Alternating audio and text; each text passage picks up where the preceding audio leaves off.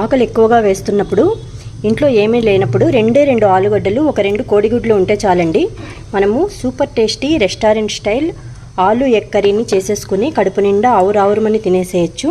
అంత సూపర్ డెలిషియస్గా ఉంటుంది ఈ కర్రీ. దీన్ని చపాతీతో, జొన్న రొట్టెతో, అన్నంలో కూడా తినవచ్చు. చూస్తుంటేనే నోరు ఊరిపోతుంది కదా. మరెందుకు ఆలస్యం, ఈ సూపర్ డెలిషియస్ ఆలు ఎగ్ కుర్మాను వెంటనే తయారు చేసేసుకుని కడుపు నిండా తినేద్దాం రండి. 1 కప్పు ఆలుగడ్డలు, 2 కోడిగుడ్లతో ఇవాళ నేను ఆలు ఎగ్ కుర్మా చేస్తున్నానండి. ప్యాన్లోనికి 1/2 కప్పు ఆయిల్ తీసుకొని 1 ఉల్లిగడ్డను సన్నగా కోసి వేసుకున్నాను. దీన్ని ట్రాన్స్పరెంట్ అయ్యేంత వరకు మనము ఫ్రై చేసుకోవాలి. ఇప్పుడు ఇందులోనికి 1 ఇంచు చెక్క ముక్క, 5 లవంగాలు, 1 యాలక వేస్తున్నాను. ఇప్పుడు ఇందులోనికి 1 టేబుల్ స్పూన్ అల్లం వెల్లుల్లి పేస్ట్ వేయాలి. పచ్చివాసన పోయేంత వరకు మనము గోల్డెన్ బ్రౌన్ కలర్ వచ్చేంత వరకు వేయించుకోవాలి.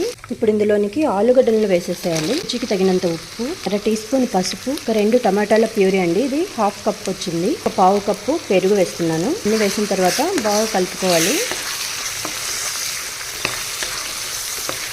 ఇప్పుడు మూత పెట్టి సిమ్లో ఆలుగడ్డలు ఉడికేంత వరకు ఉడికించుకోవాలి.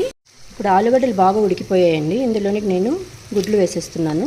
4 పచ్చిమిర్చి మధ్యలోనికి చీల్చి వేసుకోవాలి. 1 టీ స్పూన్ జీలకర్ర, 2 రెమ్మల కరివేపాకు. వీటన్నింటినీ 1 నిమిషం పాటు హై ఫ్లేమ్లో పెట్టి కరివేపాకు చిటపట్లాడేంత వరకు వేయించుకోవాలండి. ఇందులోనికి 1 టీ స్పూన్ ధనియాల పొడి, 1 టీ స్పూన్ ఎర్రకారము, 2 టీ స్పూన్లు మిరియాలు, జీలకర్ర వేయించినటువంటి పొడి వేస్తున్నాను. ఇప్పుడు అన్నింటినీ కలుపుకోవాలి. ఫ్లేవర్స్ సూపర్గా వస్తున్నాయండి. మసాలాలన్నింటినీ 3 నిమిషాల పాటు నేను హై ఫ్లేమ్లోనే ఉడికించుకున్నాను. ఇందులోనికి 1/2 కప్పు నీళ్లు వేస్తున్నాను. వీటన్నింటినీ బాగా కలుపుకోవాలండి.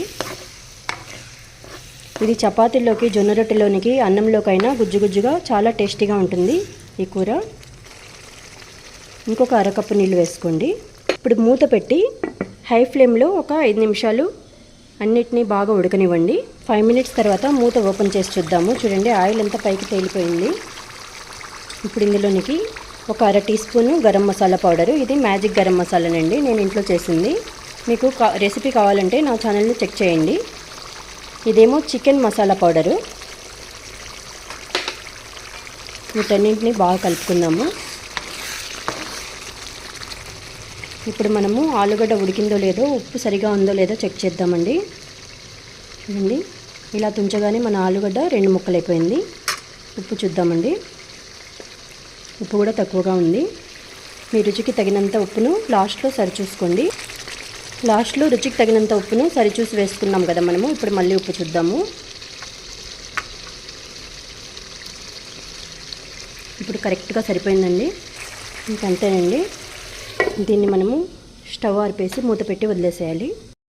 ఇప్పుడు రెస్టారెంట్ స్టైల్ ఆలు ఎగ్ కర్రీ మనకు తినడానికి సిద్ధంగా ఉందండి.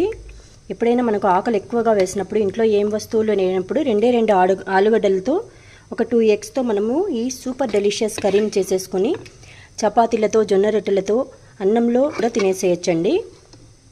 ఒకవేళ నా రెసిపీ మీకు నచ్చినట్లయితే నా ఛానల్ను లైక్, షేర్ మరియు సబ్స్క్రైబ్ చేయండి. Thank you for watching my channel.